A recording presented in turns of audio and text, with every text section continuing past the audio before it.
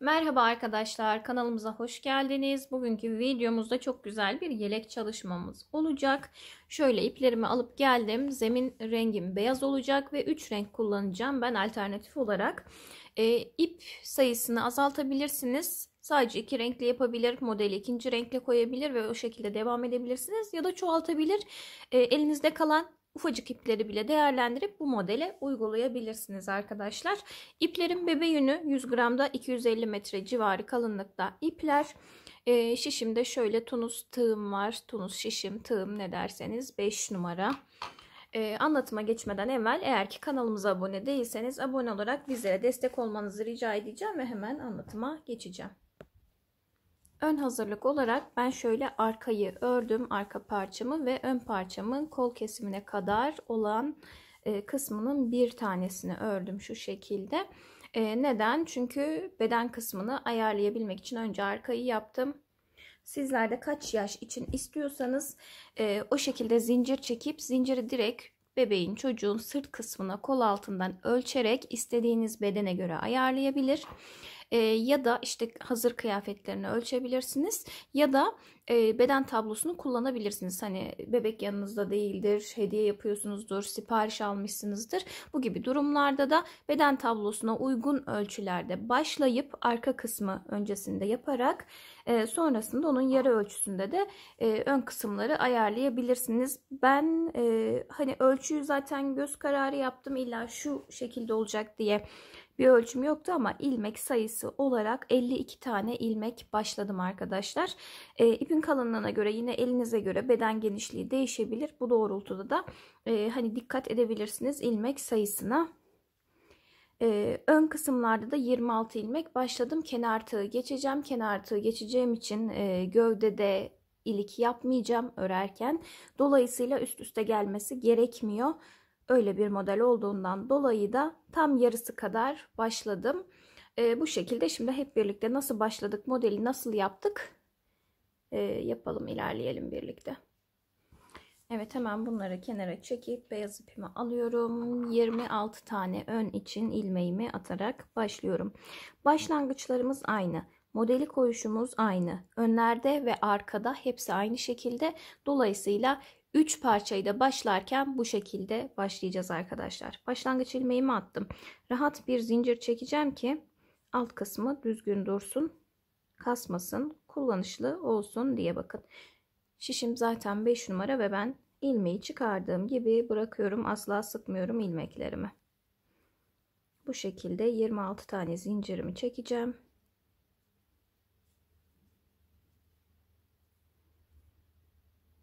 İki, 4, 6, 8, 10, 12, 14, 16, 18, 20, 21, 22, 23, 24, 25, 26. İlk başlarken de arka kısmı yaparken arkadaşlar zinciri çektiniz. Şöyle dediğim gibi ister hazır kıyafete, ister direkt bebeğe ölçerek ya da bir mezura alıp santimini ölçerek tablodaki 2 yaş için istiyorsanız 2 yaş kaç santimse, işte 5 yaş için istiyorsanız 5 yaş kaç santimse o şekilde başlayabilirsiniz. Ortalama olarak çok fark etmiyor. Yani böyle yarım santime kadar değişebiliyor. Örgüyü ördükten sonra en fazla, daha fazla değişmiyor. Yani başladığınız gibi kalıyorsunuz iş arkadaşlar. Hemen şöyle zincirimin düzü tersini çeviriyorum. Arka kısımdaki şöyle küçük noktalarım var. Bu noktalardan geçireceğim şişimi. Rahat bir zincir çekerseniz hiç zorlanmadan geçirebilirsiniz. Şişi geçiriyorum, ipi sarıyorum, ilmeği çıkardım, şişimde kalıyor, biriktiriyorum hepsini. 26 tane ilmek olacak şişimde. Zincirin sonuna kadar bu şekilde bütün ilmeklerimizi alalım arkadaşlar. Hemen şöyle bir önden de göstermek istiyorum. Önden duruşta bakın bu şekilde olacak alt kısmı. Bütün zinciri şişime ilmek olarak geçirip geliyorum. Evet, bütün ilmeklerimi şişime geçirdim. Şimdi doladığım ipi 2 ilmekten geçiriyorum. İpi doladım. Bir ipimin ucundaki ilmek, bir tane de sağdan alıp bu şekilde 1 2 1 2. İkili ikili olacak biçimde bütün ilmekleri çıkarıp sıranın başına dönelim arkadaşlar. Çok sıkmadan örün ki rahat kullanışlı bir örgü olsun.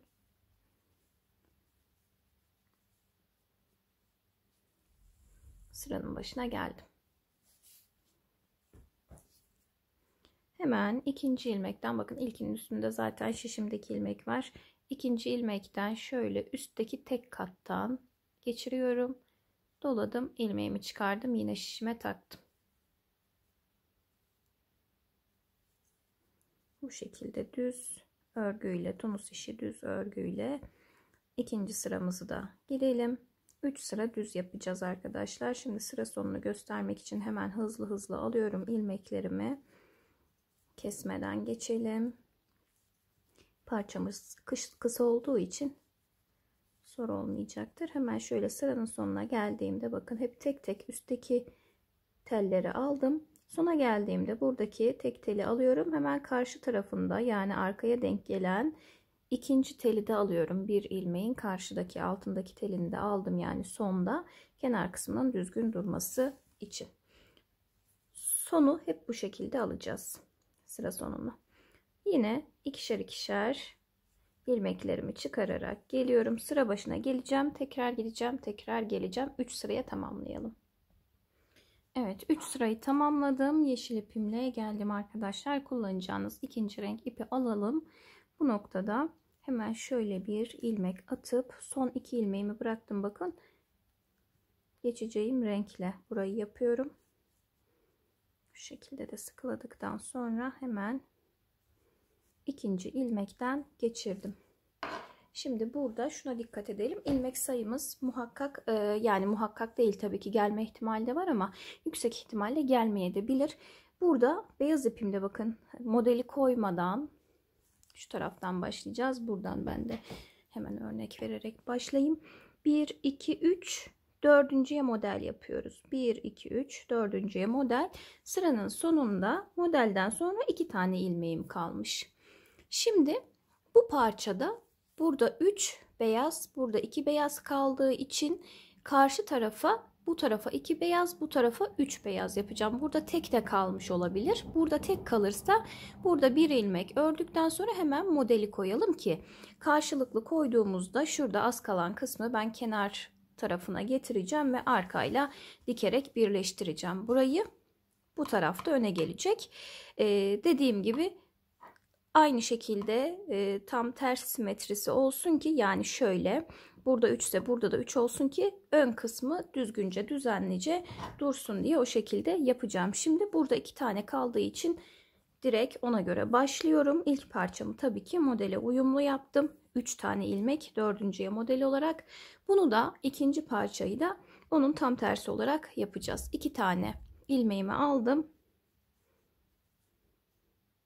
Modele geçeceğim. Üçüncü ilmekte bir altındakinden ilmeğimi alıyorum, uzatıyorum üste kadar 2, tekrar bir altına indim, uzattım en üste kadar ve üçünü aynı sıradan aldığım 3 ilmeği tek seferde çıkardım.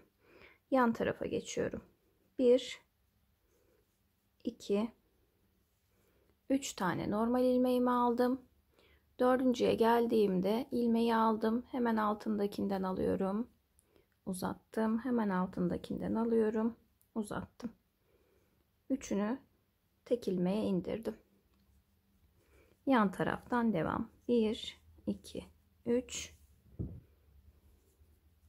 dördüncü ilmekte alta doğru 1 2 3 yapıp teke düşürelim. Bu şekilde modelimizi uygulayacağız arkadaşlar.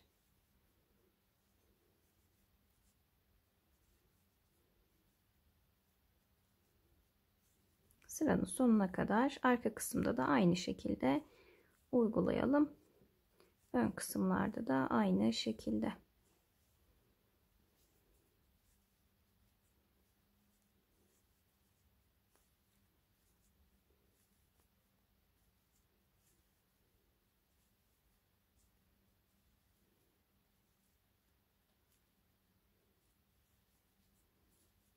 Son ilmeğimi yine çift olarak aldım. Çift tel, yani arkadaki teli de alarak.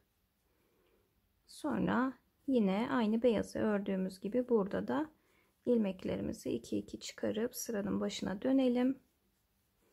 Sıra başına döndüğümüzde eğer tek renkle modeli koyacaksanız, yani sadece mesela yeşil beyaz bir yelek yapacaksanız, ipi kesmeyin. İp burada kalsın. Bir üst sıraya taşıyarak devam edin. Ama ben burada son 2 ilmeği yine beyazla alıyorum. Ben burada başka renk kullanacağım. Yeşili bir daha kullanmayacağım için kesiyorum. Arka kısımdan o 2 parçayı bağlayarak sabitleyeceğim. Şimdi tekrar beyaz ipimle aynı şekilde ilerleyeceğim. 3 sıra düz beyaz, sonrasında ne renk kullanacaksanız o renkle devam edebilirsiniz arkadaşlar. Ben şöyle 3 sıradan sonra sarı kullandım. 3 sıra beyazdan sonra böyle kiremit tonlarında bir turuncu kullandım. İlerleyiş aynı yeşille. Şimdi burayı yapacağım ve sonrasında kol evine kadar ölçüye uygun şekilde kaç sıra geliyorsa sizinki, benimki 18 sıra burada. Kol evine kadar modelden sonrası şurası sadece. Tabii ki burayı ölçü olarak beden tablosuna göre ayarlayabilirsiniz. Beden genişliğini hangi yaş için yaptıysanız kol evine kadar uzunluk kısmını da şu noktaya kadar uygulayıp sonra kesimlerle birlikte önün kolları ve yakası, zaten arka kollarla kol kesimiyle ön kol kesimini aynı yapacağım. Dolayısıyla hani arkada anlatılacak ekstra bir durum olmuyor. Birebir önleri izleyerek arkayı uygulayabilmiş olacaksınız. Ve dediğim gibi kolları ve ön yaka kısmının uygulamasını da birlikte yapacağız. Ben hemen şunu da aynı boyuta getirip sonrasında devam edeceğim. Evet, şöyle kol kesimine kadar geldim. Her iki önde de arkadaşlar. İkisini birlikte ilerletelim. Kesimlerini birlikte yapalım istiyorum. Dediğim gibi arka kısımda hemen şöyle bakalım. 2, 4, 5 tane ilmek kesmişim. 6.'dan devam etmişim. Kol kesimleri her iki önde de aynı olacak. Hem önünki hem arkanınki aynı şekilde. Dolayısıyla şimdi şu şekilde tuttuğumuzda arkanın sağ tarafı, arkanın sol tarafı her iki yönde kestiğimiz gibi olacak. Kol kesimi de çok yeni arkadaşlar, bazen karıştırıyor. Onun için dediğim gibi sanki bütün örüyormuşçasına birlikte gideceğim. Burada yakayı da uygulayacağım tabii ki, ama arka kısımda sadece kol kesimi var. Dolayısıyla arkada sadece kol kesimi yapılacak aynı sırada. Sıranın bir başında bir sonunda şeklinde. Şimdi 18 sıramı ördüm ben. Sıra değişecektir yaptığınız boyuta göre, o ayrı, ama yine de belirtmiş olayım birebir ölçüyle yaparsanız diye. Hemen yandaki ikinci ilmeğimden ilmeği aldım. Tığımdakinden geçirdim. 1, 2, 3, 4, 5 ilmeğimi kestim. Bakın 1, 2, 3, 4, 5. Şişimdeki 6.'nın devamı. Şimdi düz devam ediyorum.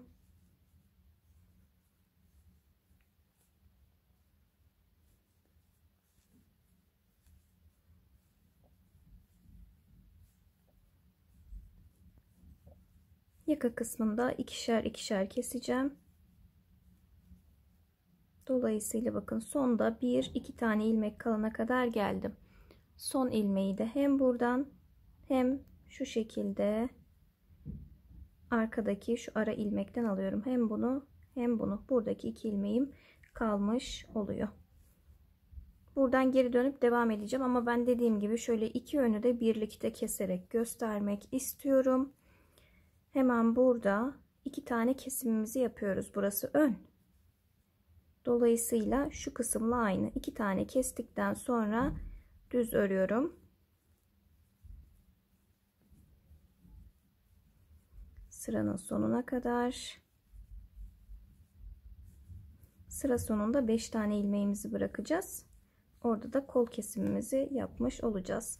Sol tarafta sadece ilmek bırakıp geriye dönmüş oluyoruz arkadaşlar. 1, 2, 3, 4, 5. Bu ilmeği öreceğim. Hem buradan hem şu ara kısımdan. Bakın şöyle geçiriyorum. Delikli bir görüntü oluşmaması, kenarın düzgün durması için. Yine ikişer ilmeklerimi çıkararak sıra başına döneceğim. Bu arada iki parçanın da ipi ayrı. Kafanız karışmasın. Dediğim gibi ufacık detaylar bazen yeni arkadaşlarda problem olabiliyor. Bu ayrı bir ip. Bunu kenara alıyorum hemen. Şu anda çıktı şişimden.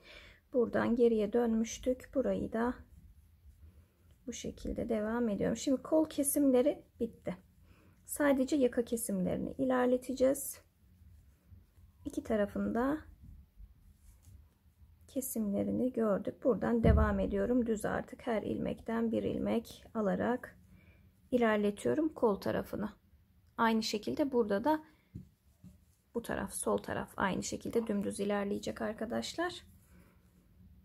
Yakayı ikişer ikişer keserek omuz genişliğine uygun ölçüye gelene kadar, yine beden tablosundan omuz genişliği ölçüsünü bulabilirsiniz. Yakadan da gerekli miktarda keseceğiz. İstenilen omuz genişliğine geldiğinde de dümdüz ilerleyip kol boyundan sonraki, kol evinden sonraki ölçüye göre ayarlayacağız burayı da. 2 tane ilmeğim kalınca hemen şöyle 2 ilmek bıraktım. Buradan geriye dönüyorum. Burayı bu şekilde keseceğim. Diğer öne almadım. Çünkü artık ilerleyiş aynı arkadaşlar. Belki bir iki sıra yine çok yeni arkadaşlar için devam etsem mi? Şu anda bir tedirgin oldum ama dediğim gibi gidişat aynı. Artık zaten orada da sol taraf sabit ilerleyecek. Sağdan 2 2 keseceğiz. Nasıl kestiğimizi zaten gördük. Burayı da bu şekilde ilerletip bitirmiş olacağım. Evet, son sıraya kadar geldim. Şöyle kol kesiminden sonra 15 sıra ördüm arkadaşlar. 15 sırayı tamamladıktan sonra sıramı kapatacağım. Şöyle sıranın başına geleyim hemen. Buradaki 15 sıra tabii ki benim ölçülerime, sayılarıma göre. Sizler daha farklı boyutlarda yaparsanız muhakkak beden tablosundan kol evinden sonra ölçüsüne bakın. Oradaki yüksekliğe göre bu sıra sayısını ayarlayın. Çünkü yapılan yaşa göre muhakkak değişecektir. Şu şekilde bakın. Tek tek kapatıyorum ilmeklerimi ve bu tarafı tamamlamış olacağım. Aynı şekilde arka kısmı da tamamladıktan sonra üst tarafında böyle bir sıra kapatma sırası yaptım. Burayı tamamlamış olduk. Evet, bunu kenara alıyorum ve burada diğer parçama geçtim. Birkaç sıra ilerlettim şöyle. Burada sağ taraftan 2 2 kestim. Sol taraf sabit ilerliyor arkadaşlar.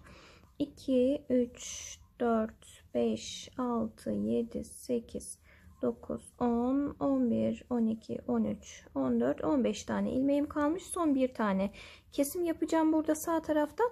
13 tane ilmeğim kaldı çünkü omuz kısmında. Şimdi burada tekrar bakın aynı şekilde 1 2 her bir sırada ikişer ikişer kestik. 1 2 3 4 sırada kesim yapmışız toplamda. Şimdi buradan devam ediyorum. Artık 2 tane kestim. Yine sağ taraftan düz örerek ilerliyorum. Sıra sonunda zaten ilmek alışımız aynı şekilde. 13 tane ilmeğime diğer parça uyana kadar devam ettireceğim. 2 4 6 8 10 12 ve son ilmeğim 13. ilmeğimi de aldım. Bundan sonrasını dümdüz örerek ilerliyorum. Sağdan soldan kesim yapmayacağım artık. Sıradan ilmeklerimi düz alıp düz çıkaracağım.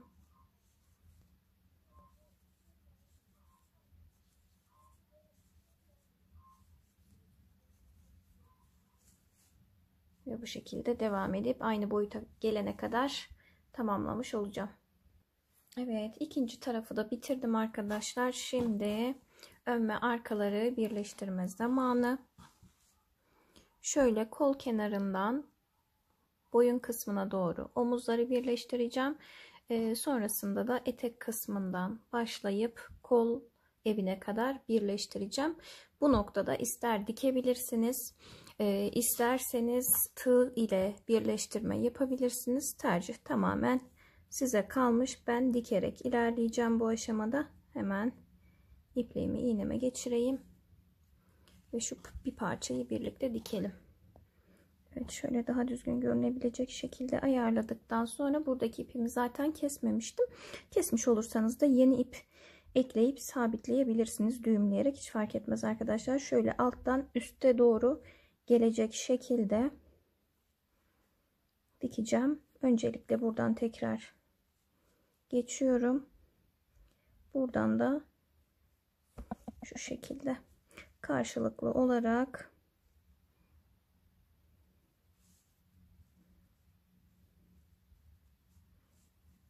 denk gelmesi önemli. Onun dışında bir detay yok. Farklı teknik biliyorsanız, seviyorsanız o şekilde de dikebilirsiniz. Hiç fark etmez. Önemli olan iki parçayı birbirine birleştirmiş olmak ve de ilmeklerin karşılıklı denk gelmesi. Dediğim gibi dış kol tarafından başlarsanız dikmeye daha düzgün, daha muntazam bir görüntü elde edersiniz.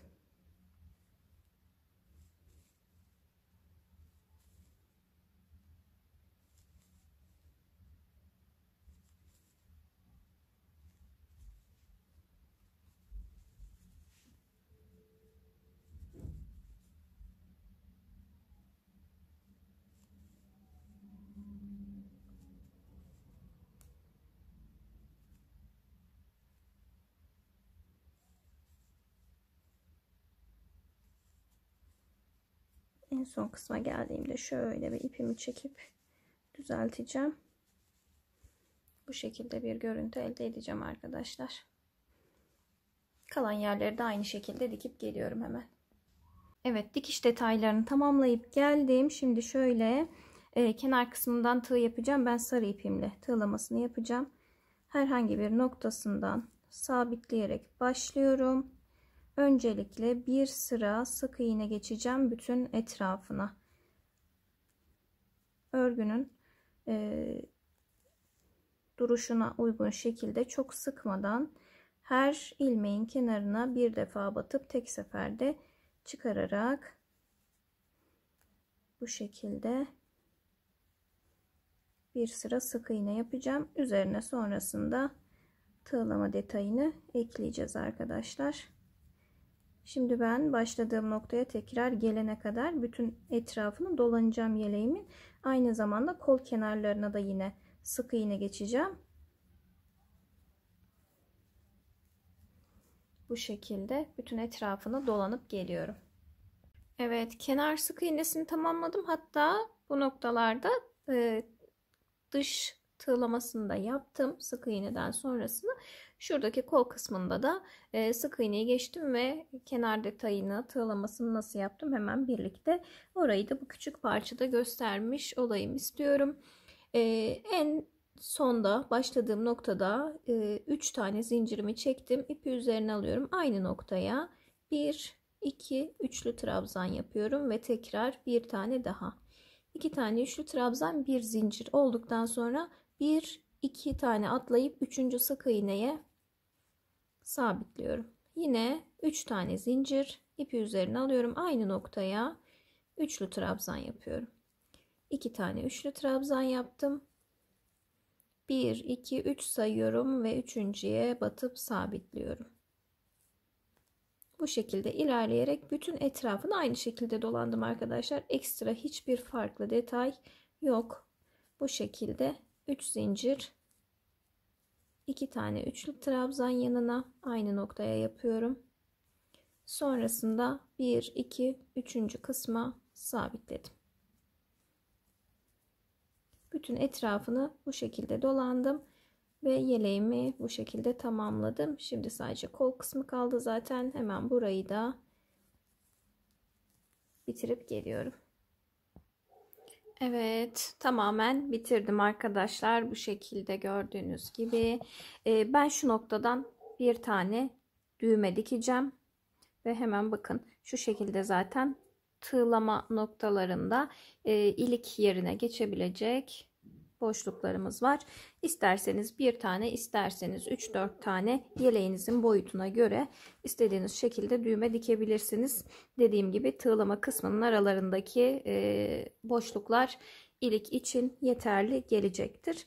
Bu şekilde tamamlamış oldum. Bence güzel oldu. İnşallah sizler de beğenmişsinizdir. Yapacak arkadaşlara kolaylıklar diliyorum.